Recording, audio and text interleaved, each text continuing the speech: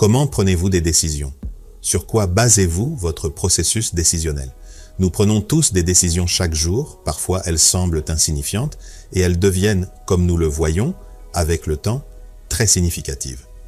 Parfois, ces décisions ont peu ou pas de conséquences, et parfois elles ont de grandes conséquences. Parfois les conséquences sont joyeuses, parfois elles ne le sont pas. Nous sommes tous en train de prendre des décisions.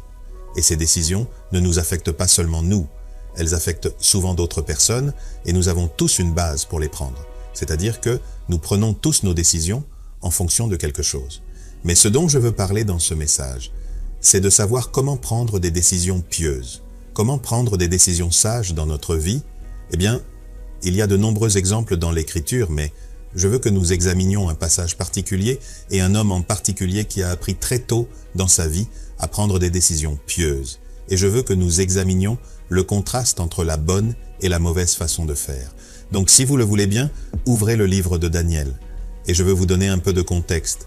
Tout le monde connaît Daniel par le fait qu'il était dans la fosse aux lions, mais plus important encore, c'est quelque chose que ses parents lui ont enseigné très tôt dans la vie. Eh bien, le prophète Jérémie avait prophétisé à la nation d'Israël pendant longtemps qu'à cause de leurs péchés, parce qu'ils s'étaient éloignés de Dieu, le jugement de Dieu allait s'abattre sur eux. Et donc voici une chose, par exemple, qu'il a dite, « C'est pourquoi ainsi parle l'Éternel des armées. Parce que vous avez prononcé cette parole, voici, je fais de mes paroles dans ta bouche un feu, et de ce peuple du bois, et ce feu les consumera. » Et voici le jugement qu'il a annoncé. « Voici, je fais venir de loin une nation contre vous, maison d'Israël, dit l'Éternel. C'est une nation forte, c'est une nation ancienne, une nation dont tu ne connais pas la langue, et dont tu ne comprendras point les paroles. Son carquois est comme un sépulcre ouvert. Ils sont tous des héros. Elle dévorera ta moisson et ton pain. Elle dévorera tes fils et tes filles. Elle dévorera tes brebis et tes bœufs. Elle dévorera ta vigne et ton figuier. Elle détruira par l'épée tes villes fortes dans lesquelles tu te confies. Mais en ces jours-là, dit l'Éternel, je ne vous détruirai pas entièrement. Naturellement, ils n'ont pas aimé cela. Alors qu'ont-ils fait? Ils l'ont jeté en prison. Ils n'aimaient pas ce qu'il prophétisait, alors ils l'ont mis en prison en pensant que cela l'arrêterait. Mais voici ce qui s'est passé. Au chapitre 32, la parole de l'Éternel fut adressée à Jérémie en ces mots. « Voici, je suis l'Éternel, le Dieu de toute chair. Y a-t-il rien qui soit étonnant de ma part? C'est pourquoi ainsi parle l'Éternel. Voici, je livre cette ville entre les mains des Chaldéens et entre les mains de Nebuchadnezzar, roi de Babylone, et il la prendra. » Donc, quand vous vous tournez vers le livre de Daniel, ce qui se passe, c'est que ce que nous venons de lire prophétisé a commencé à se réaliser. C'est-à-dire que Nebuchadnezzar a attaqué Jérusalem, Juda, et a emmené des centaines et des centaines de personnes. Il en a tué beaucoup, bien sûr, brûlé les portes, abattu les murs, et l'un de ceux qui ont été emmenés à Babylone était Daniel. Il avait probablement entre 13 et 16 ans, quelque chose comme ça, et lui, ainsi qu'un certain nombre d'autres enfants hébreux, de jeunes gens, ont été emmenés à Babylone, et le roi a dit « Voici ce que je veux faire. Je veux prendre les plus intelligents, les plus instruits, ceux qui sont beaux, ceux qui semblent avoir beaucoup de potentiel, et ce que nous voulons faire, c'est les babyloniser, c'est-à-dire que nous voulons qu'ils pensent comme nous pensons, qu'ils agissent comme nous agissons, qu'ils vivent comme nous vivons. » Et donc ces choses ont commencé à se produire dans leur vie, et bien sûr, ils grandissaient au milieu de tout cela, et jusqu'à un certain point, il n'y avait pas de résistance. Ils ont fait exactement ce qu'ils étaient censés faire. Et puis il est arrivé un moment où ils ont décidé « non, plus. Nous ne pouvons plus faire cela. » C'est là que nous prenons position.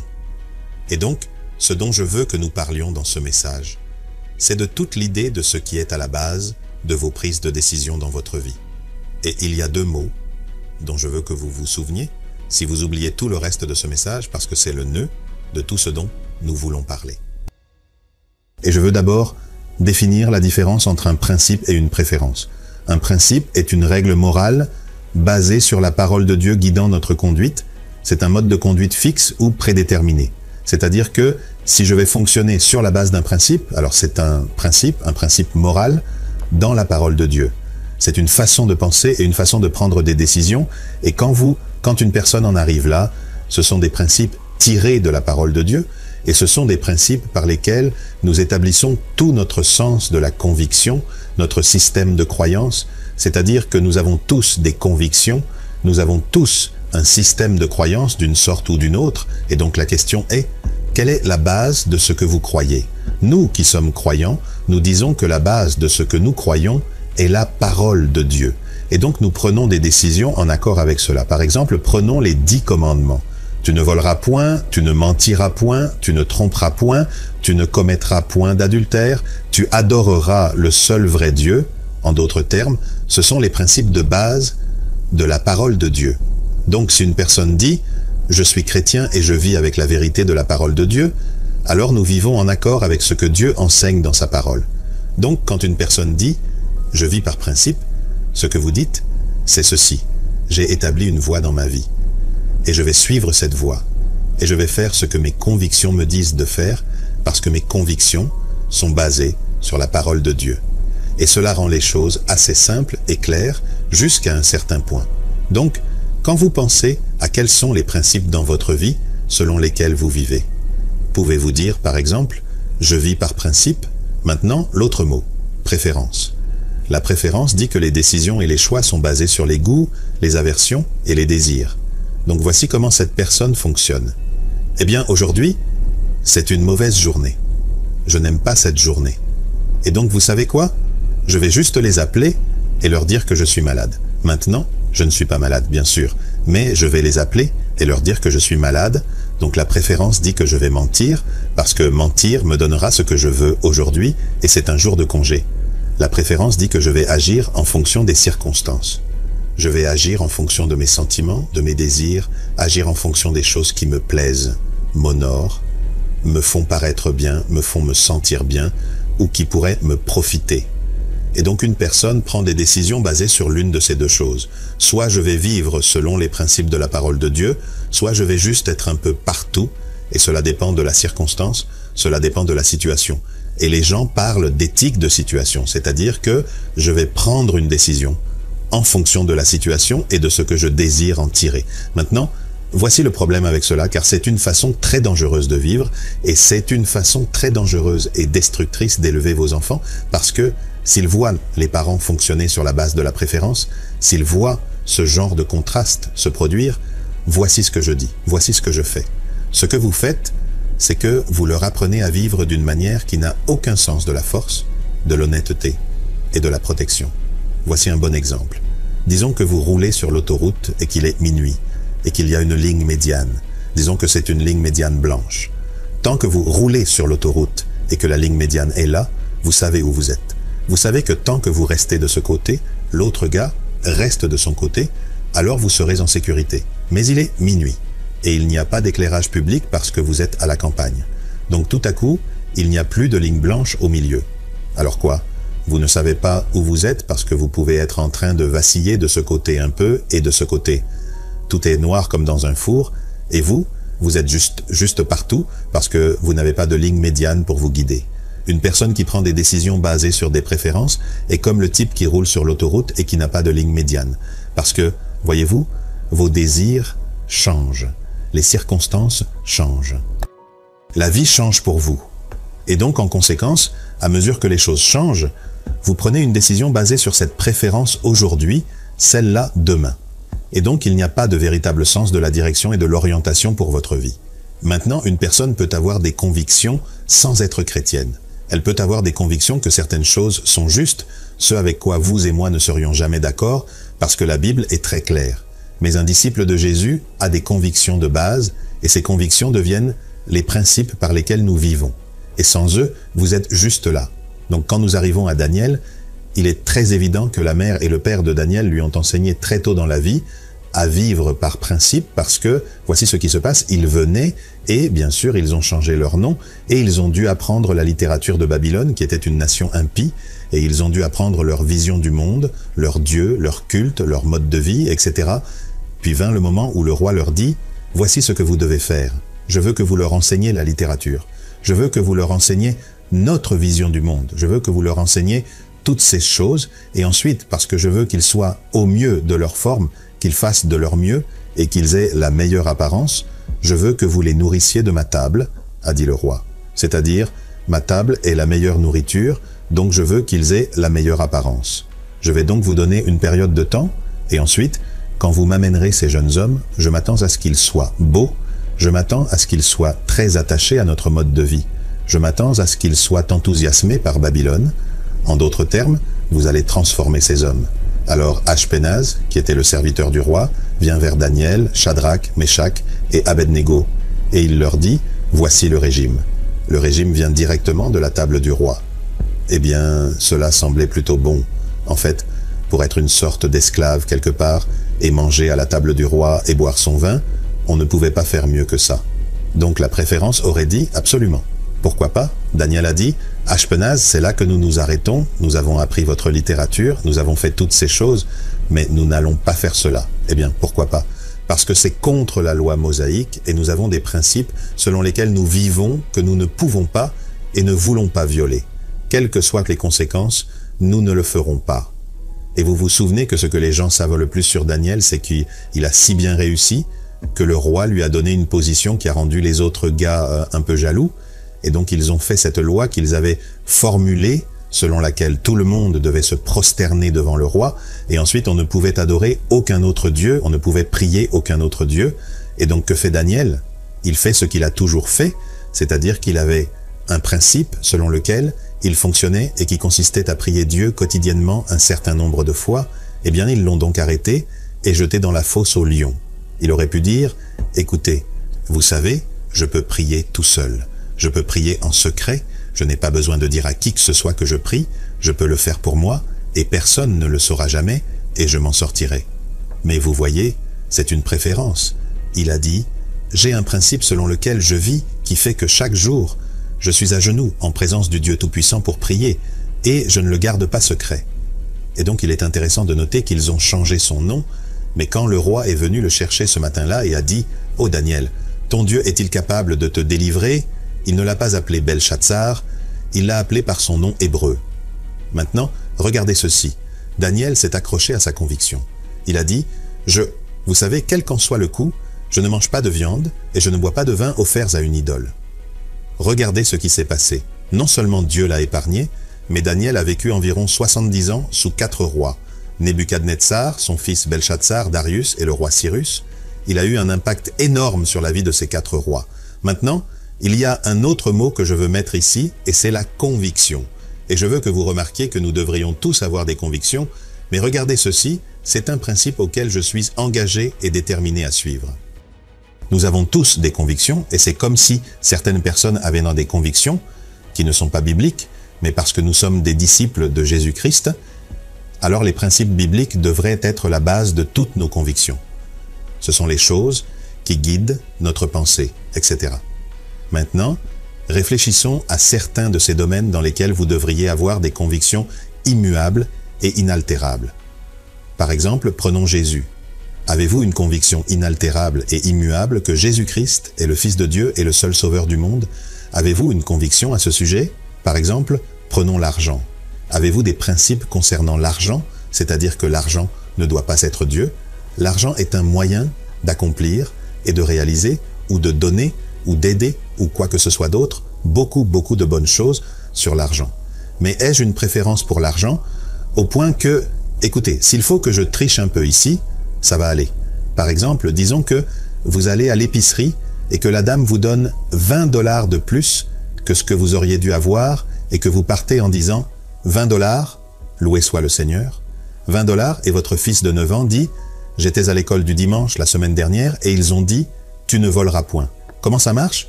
Parce que les préférences vous tueront. Les préférences détruiront votre témoignage. En d'autres termes, écoutez, si le vol est un péché, si c'est 5 centimes, 20 $, si vous volez à votre papa, si vous volez à un étranger, quoi que ce soit, le vol est le vol. En d'autres termes, les principes ne changent pas.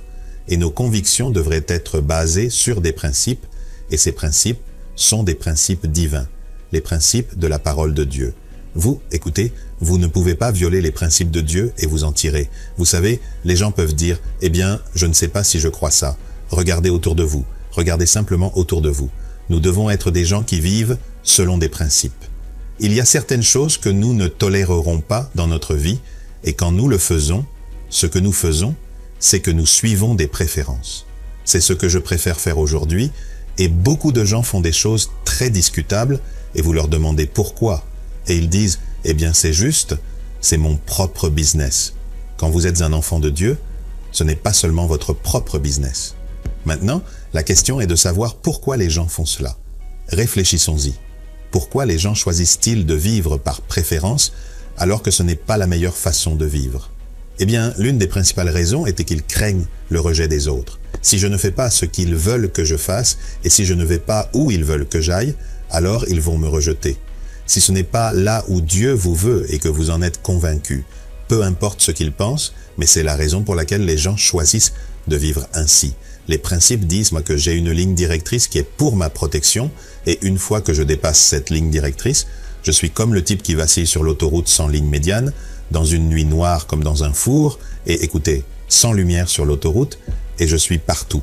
Et c'est ainsi que la plupart des gens vivent, ils vivent par préférence et ils n'ont pas de conviction morale.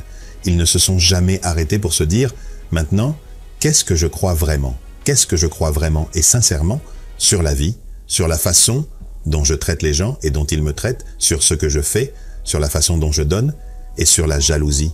Suis-je généreux? En d'autres termes, quelles sont les directives? Les directives sont toutes ici. Dans la parole de Dieu, l'Ancien et le Nouveau Testament enseignent comment vivre. Et c'est toujours par principe, pas par préférence. Et quand les gens commencent à vivre par préférence, ils ont des problèmes. Toute la vie est un processus de prise de décision, et quand nous décidons que c'est ainsi que nous allons vivre, ce sont les principes que nous allons suivre quoi qu'il arrive. Et parfois, comme nous l'avons dit, c'est coûteux, mais Dieu honore toujours l'obéissance, et vous devez décider si vous allez obéir à Dieu et lui laisser toutes les conséquences ou non. Et voyez-vous, Dieu ne veut pas que nous vivions avec ce bouleversement à l'intérieur de nous. Comment vais-je faire? Comment? Et si cela arrive? Et si j'ai cette offre? Et s'il dit ceci? Et si elle dit cela? Écoutez, quand vous vivez par principe, vous savez comment vous allez répondre. Vous dites non au péché, non aux choses, écoutez, qui peuvent ne pas être un péché, mais des choses dont vous savez qu'elles ne vous mèneront pas là où Dieu veut que vous alliez, et des choses qui peuvent devenir un péché par la suite. Vous dites non à cause de là où cela vous mènera. Les principes sont pour notre protection. Ils ne sont pas, écoutez, ils ne nous empêchent pas de nous amuser. Ils sont pour notre protection. Maintenant, il y a certaines exigences. Si vous voulez vivre par principe, alors regardez-les juste un instant. Je vais juste en mentionner quelques-unes. Premièrement, vous devez décider que je vais vivre pour une cause qui vous est supérieure. C'est-à-dire que je vais vivre pour Jésus-Christ, pour le royaume de Dieu, et témoigner de qui il est dans ma vie. Je vais vivre pour quelque chose de plus important et de plus grand que moi, et c'est le royaume de Dieu. C'est la première chose, vous devez décider cela. Vais-je vivre pour moi-même? Toutes ces autres choses vont. Deuxièmement, je dois être très clair. Regardez ceci attentivement. Je dois être très clair dans mon esprit quant à ce que je crois. Maintenant, regardez ceci. Il y a des choses qui ne sont pas négociables. Si vous n'êtes pas marié et que quelqu'un veut coucher avec vous, ce n'est pas négociable, non. Eh bien, qu'en est-il de non négociable? Cela signifie que cette conversation est terminée. La décision a été prise, nous passons au sujet suivant. Non négociable. Une fois que vous avez une offre de quelque chose qui est impie, regardez ceci, et que vous commencez à vous tourner vers cela pour l'envisager, vous avez des problèmes. Si vous avez un principe dans votre vie, écoutez, les principes ne bougent pas. Ils ne changent pas. Je pense aussi que vous devez vous attendre à des conflits. C'est-à-dire que si vous allez vivre par principe, vous pouvez vous attendre à des conflits parce qu'il y aura des gens qui n'aiment pas ça et qui ne veulent pas que vous fassiez partie de leur vie parce qu'ils n'aiment pas la façon dont vous vivez. Vous pouvez vous attendre à des conflits. Une autre chose, et c'est la suivante, vous devez prendre votre décision. Regardez ceci. Prendre votre décision et y aller. Je laisse toutes les conséquences à Dieu. S'il me laisse souffrir, qu'il en soit ainsi. S'il me bénit de la manière la plus inhabituelle, qu'il en soit ainsi. Je laisserai les conséquences de mon obéissance en vivant selon ses principes. Je vais laisser tout cela à Dieu. Mais vous devez en arriver à la conclusion dans votre vie et prendre cette décision. Et la dernière chose est la suivante. Si vous voulez vivre par principe, vous devez croire en la souveraineté de Dieu, qu'il a un contrôle absolu sur chaque chose. Cela signifie que lorsque vous vivez par principe, vous vivez dans l'obéissance à lui, et par conséquent, vous croyez qu'il est assez grand, assez puissant, assez aimant, et qu'il s'intéresse suffisamment à vous, et qu'il est avec vous dans chaque circonstance de la vie pour que vous n'ayez pas à vous inquiéter des conséquences. C'est qui il est. Donc, je vous demanderai simplement ceci, lequel de ces deux vous correspond le mieux? Ils peuvent vous traiter de dogmatique, ils peuvent vous traiter de fondamentaliste, ils peuvent vous appeler comme ils veulent, mais lequel vous correspond le mieux? Êtes-vous une personne qui sait ce qu'elle croit, qui est attachée à ses croyances parce qu'elles sont les lois morales de Dieu et qui ne bougent pas, point final? Est-ce que cela signifie que vous êtes parfait? Non. Est-ce que cela signifie que vous ne pécherez jamais? Non. Mais dans le processus de prise de décision dans votre vie, c'est ainsi que vous vivez. Ce qui signifie, regardez ceci, que vous ne vous déplacez que sur des routes qui ont une ligne blanche en plein milieu. Maintenant, si vous oubliez tout le reste de ce message, voici ce dont je veux que vous vous souveniez. 2 mots. Quels sont-ils? Congrégation, principe ou préférence. Et l'autre chose dont je veux que vous vous souveniez est la suivante. Comment vous sentiriez-vous en roulant à 120 km/h sur une route sombre, sans ligne blanche et avec des fossés des deux côtés? Ne seriez-vous pas d'accord pour dire que c'est dangereux? Lorsque vous mettez de côté vos principes, c'est la route que vous choisissez de suivre. Nous aimerions vous donner l'opportunité de faire de Jésus le Seigneur de votre vie. Voulez-vous bien prier avec moi? Dites: Seigneur Jésus, je me repens de mes péchés. Viens dans mon cœur. Je fais de toi mon Seigneur et Sauveur. Et merci Seigneur pour le baptême du Saint-Esprit en moi. Dans le nom de Jésus. Par cette simple prière, nous croyons que le Saint-Esprit vous conduit sur le chemin de la nouvelle naissance. Allez dans une bonne église dont le fondement est la parole de Dieu, passez par les eaux du baptême et donnez à Dieu la première place. Nous espérons de tout cœur que ce message vous encouragera. Si vous connaissez quelqu'un qui puisse être encouragé, s'il vous plaît, envoyez-le lui pour nous aider à atteindre plus de gens et à propager l'évangile. Édifions le corps de Christ ensemble. Appuyez sur la cloche des notifications et merci infiniment de nous soutenir en vous abonnant à notre chaîne. N'hésitez pas à laisser vos requêtes de prière dans la section des commentaires. Sachez que même si vous ne voyez pas de réponse à votre requête, que ce soit sur YouTube, email, Facebook ou sur Messenger, nous avons prié pour vous. Nous invitons humblement le corps de Christ à soutenir chaque requête en écrivant une prière dans la section commentaires. Tenez-vous ferme dans la foi avec nous pendant que nous prions. Que la grâce et la paix du Seigneur Jésus-Christ soient avec vous tous et qu'il vous bénisse merveilleusement.